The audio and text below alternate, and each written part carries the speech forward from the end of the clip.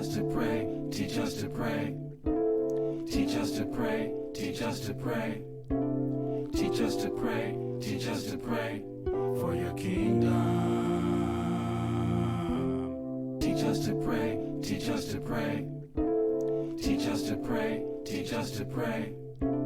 Teach us to pray, teach us to pray for your kingdom. All right, family, here we go. Federal law allows citizens to reproduce, distribute, or exhibit portions of copyrighted motion pictures, videotapes, or video discs under certain circumstances without the authorization of the copyright holder. This is called for use and is allowed for the purposes of criticism, news reporting, teaching, and parody, which doesn't infringe on the copyright under USC 107:17. Teach us to pray. Family, remember, we have to keep our head down and our hands up. We ought always to pray. We need to be remaining to pray always, always, always. And in doing so, we need to keep our head inside these scriptures. And we know we need to. Boy, these last days are perilous, and these times that we are in are more than enough to put us on edge. And so we need all the comfort we can get. We need to keep our head inside the scriptures. And so, with that being said, family, we need to study to show ourselves approved, a workman that needeth not be ashamed, rightly dividing the word of truth, and we need to be doing that on a daily basis, right? Okay, so hey, listen, good to have you with us, and glad to be back. However, it's been a very trying last couple of weeks. Let me tell you, some of you know I lost my mother. We lost our sister last week. Lost Mama 2 weeks ago. Lost sister a week and a half ago, actually. And then we've got others in the community who are having difficulty with their parents getting ill. We're at that age now, and when we see our parents leave, that lets us know that we're the next ones in line. In another 20, 30 years, it'll be our turn, right? And then our kids will be taking care of us, and so forth and so on. Everyone has to pass this way. Everyone has to do that. We are going to get back into the reading of Flavius Josephus. This is chapter 4, and we're going to read off on that and continue on as we had been before we broke. Remember, John had came into Jerusalem and had stirred up a lot of controversy. There were quite a bit of factions that were inside of the city of Jerusalem that were fighting against one another before the Romans even came. Titus and Vespasian were watching the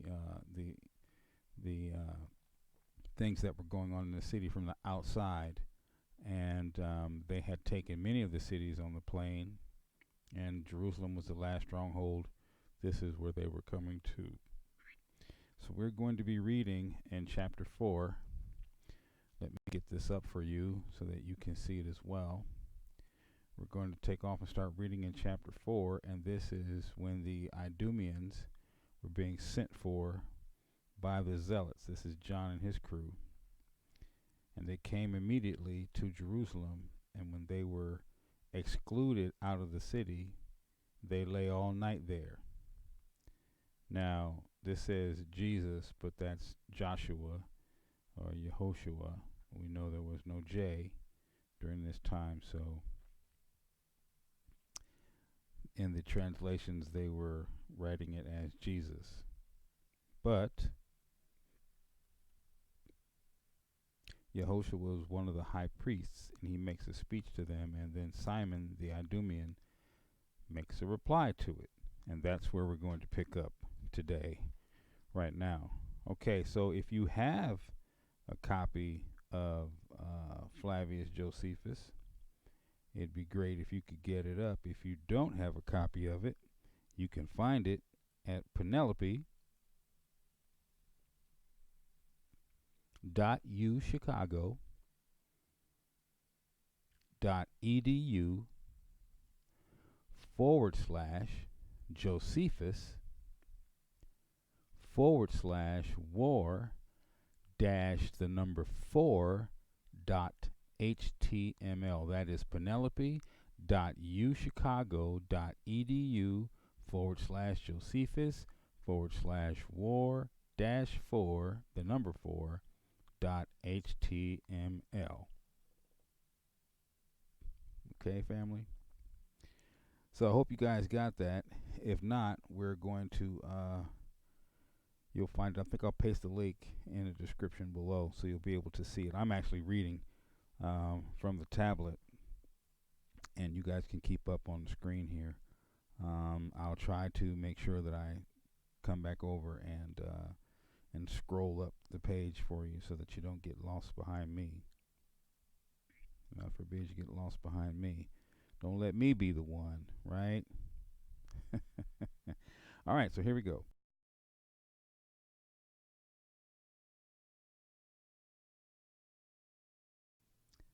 And verse 1 reads, "Now, by this crafty speech, John made the zealots afraid." So this is the speech. We're about to read the speech that he gave. Okay. "Yet durst he not directly name what foreign assistance he meant, but in a covert way only intimated at the Idumeans. But now that he might particularly irritate the leaders of the zealots, he calumniated Ananus, that he was about a piece of barbarity, and did in a special manner threaten him.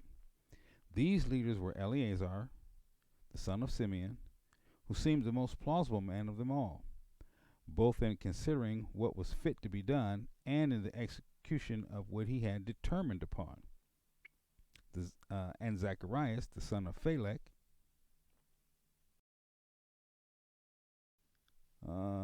both of whom derived their families from the priests. So Zacharias and the other gentleman, their families were of the Levitical priesthood. Okay.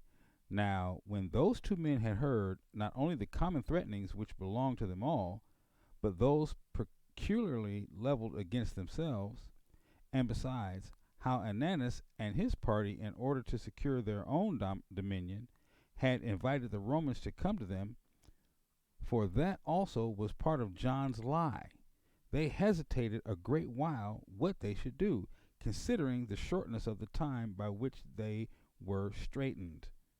So this straitened is a different strait. Remember we talked about the strait, the difficult and arduous strait, and not the from point A to point B straight. So they're considering the shortness of the time by which they were straitened. So they had so look, this is going to be hard for us to do in the short amount of time we have. That's basically what it's saying right there. Okay, because the people were prepared to attack them very soon, and because the suddenness of the plot laid against them had almost cut off all their hopes of getting any foreign assistance, for they might be under the height of their afflictions before any of their confederates could be informed of it. Okay, and what I'm going to try to do here is stay up with you here like this, okay? Because again, I'm reading from the tablet. So okay. So then what I'm going to do is I'll read from the page, and then that way that can help us all stay on the same place, because it looks like when I'm scrolling on the tablet, well, this isn't scrolling on the page, but for me to scroll the page up, I have to stop reading this and read over there. So I'll tell you what, we'll just read from here, and then that way we can all be on the same page. Okay, so let me turn that back over for you.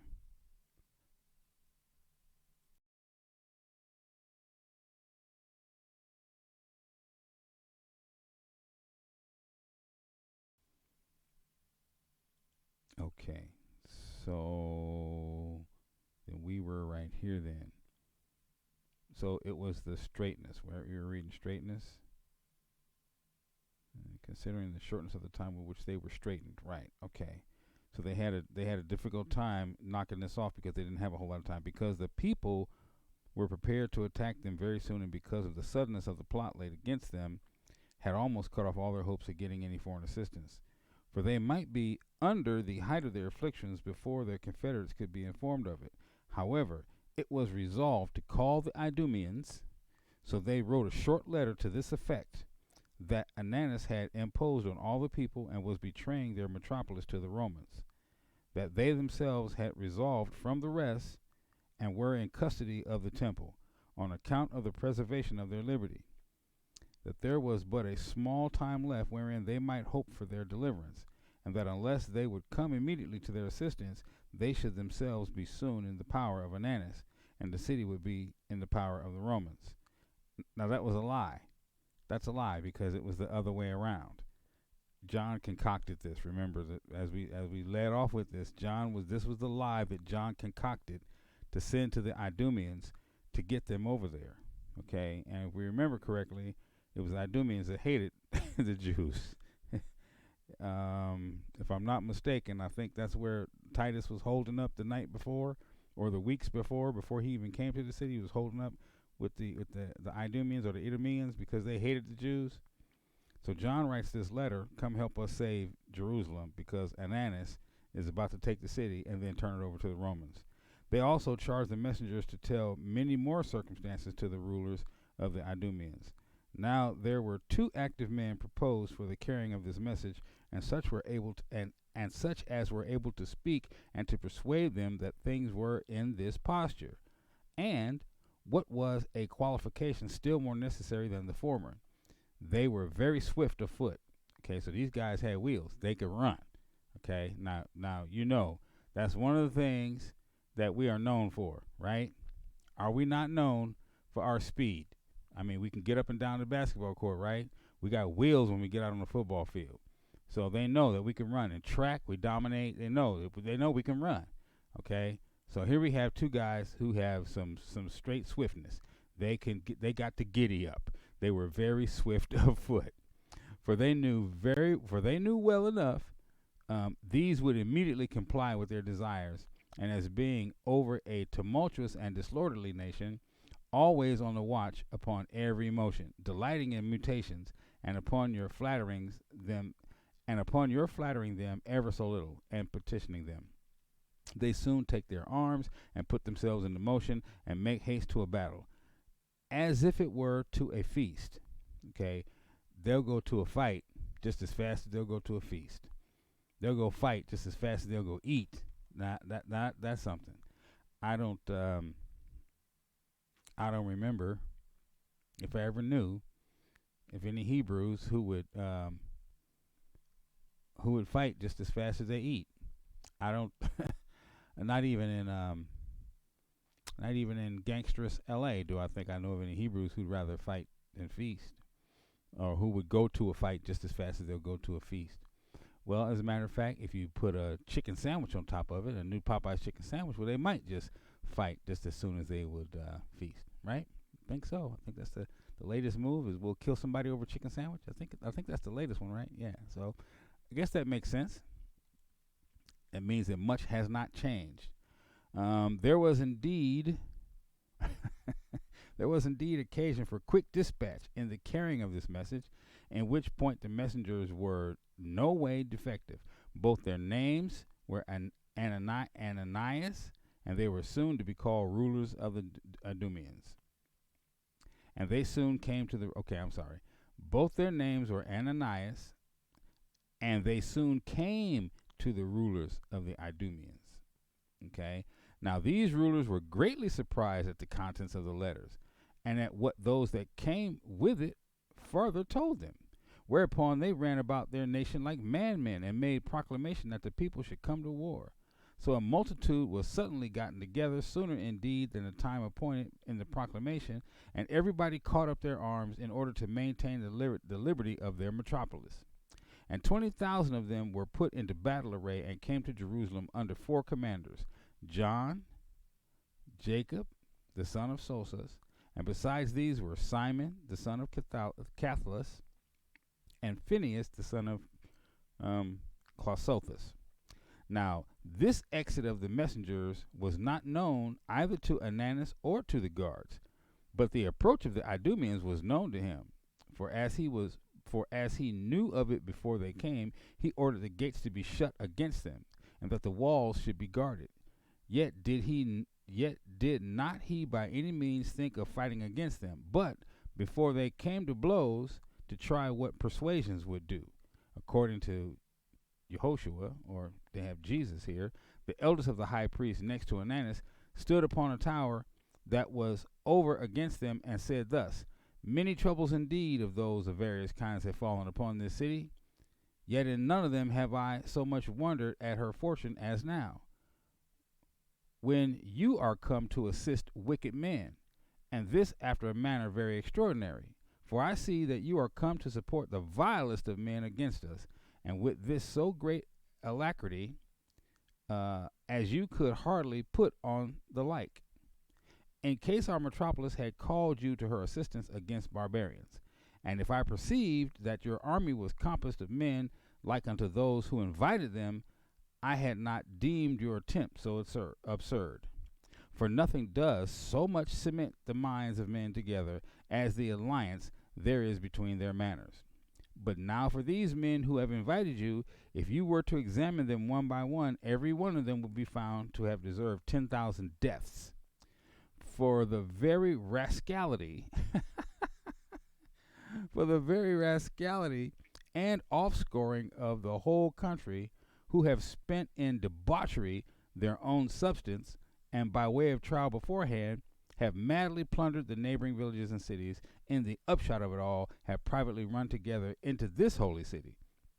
They are robbers, who by their prodigious wickedness have profaned this most sacred floor, and who are to be now seen drinking themselves drunk in the sanctuary, and expending the spoils of those whom they have slaughtered upon their unsatiable bellies.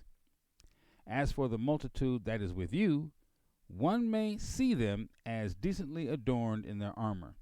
It would become them to be, had their metropolis called them to her assistance against foreigners. What can a man call this procedure of yours but the sport of fortune?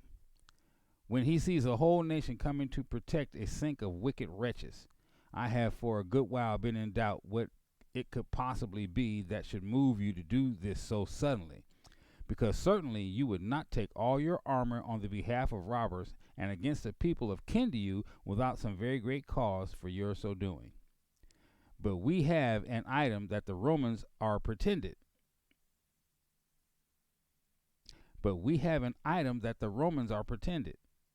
And that we are supposed to be going to portray this city to them. For we have an item that the Romans are pretended, and that we are supposed to be going to betray this city to them. For some of your men have lately made a clamor about those matters, and have said that they are come to set their metropolis free. Now we cannot but admire at these wretches in their devising such a lie as this against us, for they knew there was no other way to irritate against us men that were naturally desirous of liberty, and on that account the best disposed to fight against foreign enemies, but by framing a tale as if we were going to betray the most desirable thing, liberty. But you ought to consider what sort of people they are that raise this calumny, and against what sort of people that calumny is raised, and to gather the truth of things, not by fictitious speeches, but out of the actions of both parties. For what occasion is there for us to sell ourselves to the Romans? What's the profit? He's asking. What does it profit us to sell ourselves to the Romans, while it is in our power not to have revolted from them at the first, or when we had once revolted to have returned under their dominion again, and while the neighboring countries are not yet laid waste, whereas it is not an easy thing to be reconciled to the Romans. If we were desirous of it, now they have subdued Galilee, and are thereby become proud and insolent, and to endeavor to please them at the time when they are so near us, would bring such a reproach upon us, as were worse than death. As for myself, indeed, I should have preferred peace with them before death. But now we have once made war upon them and fought with them, I prefer death, with reputation before living in captivity under them.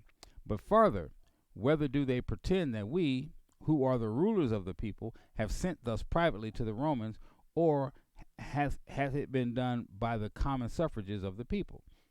If it be ourselves only that have done it, let them name those friends of ours that have been sent as our servants to manage this treachery. Hath anyone been caught as he went out on this errand, or seized upon as he came back? Are they in possession of our letters? How could we be concealed from such a vast number of our fellow citizens, among whom we are conversant every hour, while what is done privately in the country is, it seems, known by the zealous, who are but few in number and under confinement also, and are not able to come out of the temple into the city? Is this the first time that they are become sensible how they ought to be punished for their own insolent actions? For while these men were free from the fear they are now under, there was no suspicion raised that any of us were traitors. But if they lay this charge against the people, this must have been done at a public consultation, and none of the people must have dissented from the rest of the assembly, in which case the public fame of this matter would have come to you sooner than any particular indication. But how could that be? Must there not then have been ambassadors sent to confirm these agreements, and let them tell us who this ambassador was, that was ordained for that purpose? But this is no other than a pretense of such men as are loth to lie. A pretense of men who are loth to lie is who are known to lie, we'll say, or able to lie, known to lie, and are laboring to escape those punishments that hang over them. For if fate had determined that this city was to be betrayed into its enemies' hands, no other than these men that accuse us falsely could have the impudence to do it, there being no wickedness wanting to complete their impudent practices, but this only, that they become traitors. And now you, Idumeans, are come hither already with your arms.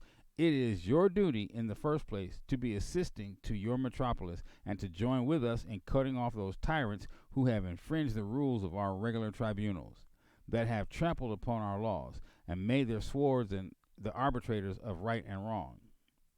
For they have seized upon men of great eminence and under no accusation. They have stood in the midst of the marketplace and tortured them with putting them into bonds. And without bearing to hear what they had to say and what supplications they made, they destroyed them, because they killed them. Remember, John slit their throats themselves. You may, if you please, come into the city, though not in the way of war, and take a view of the mark still remaining of what I now say, and may see the houses that have been depopulated by their rapacious hands, with those wives and families that are in black mourning for their slaughtered relations. And also you may hear the groans and lamentations all the city over, for there is nobody but have tasted of the incursions of these profane wretches, who have proceeded to that degree of madness, and not only to have transferred their impudent robberies out of the country and the remote cities into this city, the very face and head of the whole nation, but out of the city into the temple also, for that is now made their receptacle and refuge, and the fountainhead whence their preparations are made against us. And this place, which is adorned by the habitable world and honored as such, let me back up. And this place, which is adorned by the habitable world and honored by such as only know it by report, as far as the ends of the earth, is trampled upon by these wild beasts born among ourselves. They now triumph in the desperate condition they are already in, when they hear that one people are going to fight against another people, and one city against another city, and that your nation have gotten an army together against its own bowels, instead of which procedure it were highly reasonable, as I said before, for you to join with us in cutting off these wretches, and in particular to be revenged on them for putting this very cheat upon you. I mean, for having the impudence to invite you to assist them, whom they ought to have stood in fear of, as ready to punish them. But if you have some regard to these men's invitation of you, yet may you lay aside your arms and come into the city under the notion of our kindred, and take upon you a middle name between that of auxiliaries and enemies, so become judges in this case. So, look, put down your weapons. If you think that we'll let you come into the city. We'll invite you to come into the city so you can see for yourself, and then you can judge rightly. Is it us or is it them? You can be the judges. Just put down your weapons, and if it's us, then we'll do the right thing. And if it's them, then we hope you join with us and kill them. So that's kind of like the invitation that's being given there. Okay. However, consider what these men will gain by being called in a judgment before you for such undeniable and such flagrant crimes. Whom would not vouchsafe to hear such as had no accusations laid against them to speak a word for themselves? Okay, so they have. So, however, consider what these men will gain by being called in a judgment before you. Okay, so think about if we stand them in front of you, think about what they have to gain. They're gonna gain death. Because, after we explain to you what has happened, after we show you what has happened, you're going to want to kill them for drawing you into this in the first place.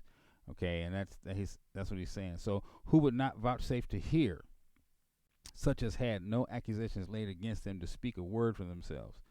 There's other people who are in here are innocent and have done nothing. Okay, so we've got some innocent people in here. We got some guilty people in here. So you come in here and you judge. However, let them gain this advantage by your coming. Okay, but still, if you will neither take our part in that indignation, we have at these. If you will not, I'm sorry, let me back up. But still, if you will neither take our part in that indignation, we have said at these men, nor judge between us. The third thing I have to propose is this: that you let us both alone, and neither insult upon our calamities, nor abide with the plotters against their metropolis. So come in here and judge them, put them to death, join with us, and if you don't want to do that, here's the third thing: just leave the city, don't do anything. Okay, let us handle it. Okay. For though you should have never so great a suspicion that some of us as some of us have discoursed with the Romans.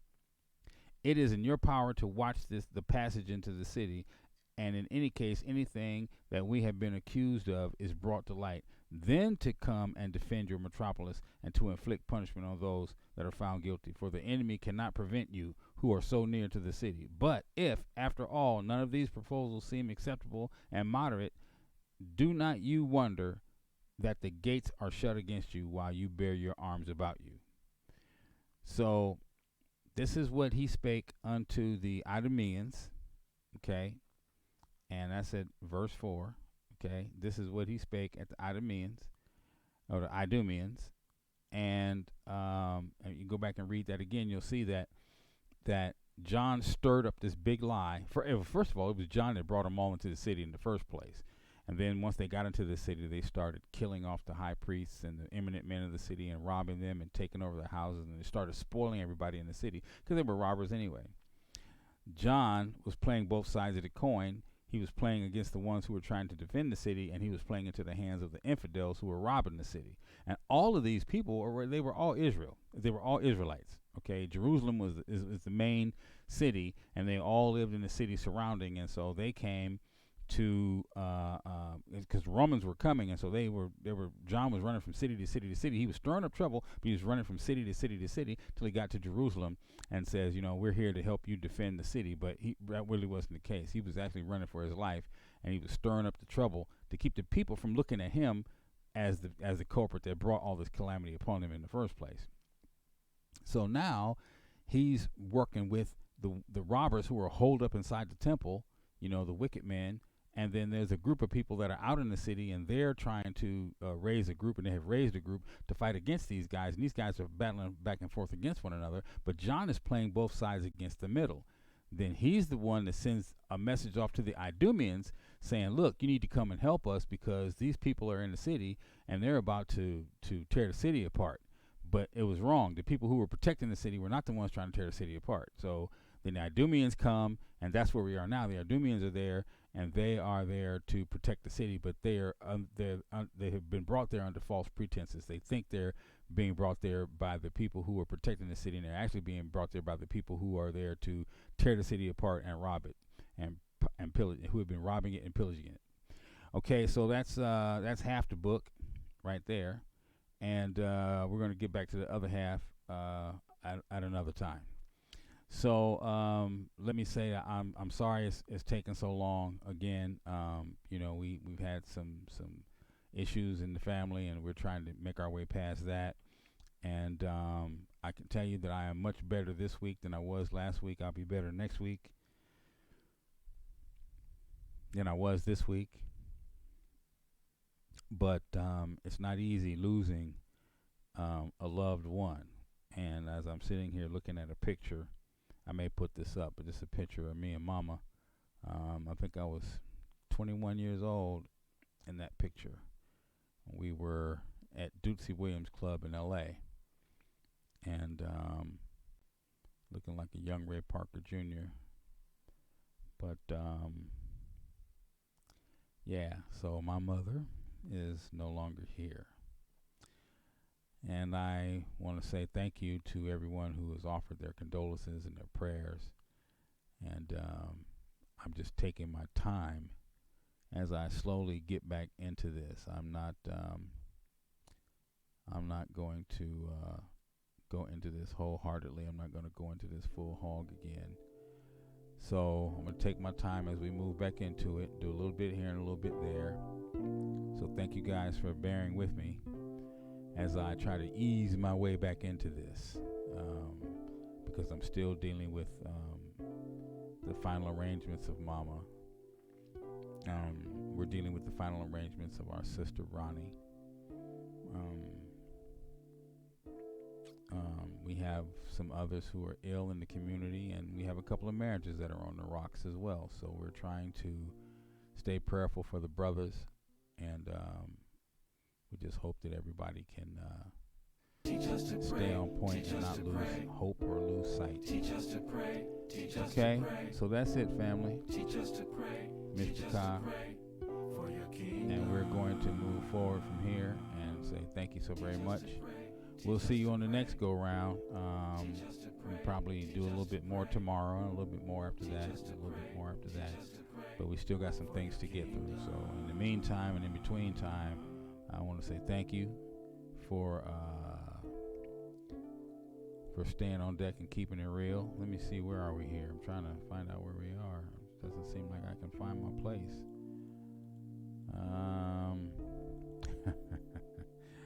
Okay, here we go. I was wondering what was going on.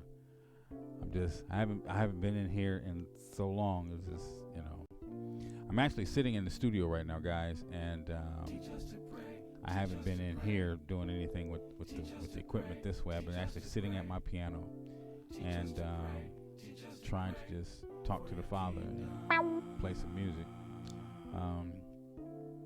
Sampled a couple of things, played with some samples, just taking time out and just reflecting and trying to remember and spending some time. Okay, so we'll see you next time. Thank you so much. We love you. We'll see you again in the next one. We're reading Flavius Josephus, Wars of the Jews.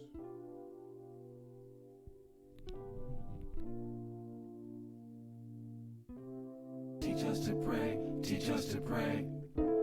Teach us to pray, teach us to pray. Teach us to pray, teach us to pray. For your kingdom.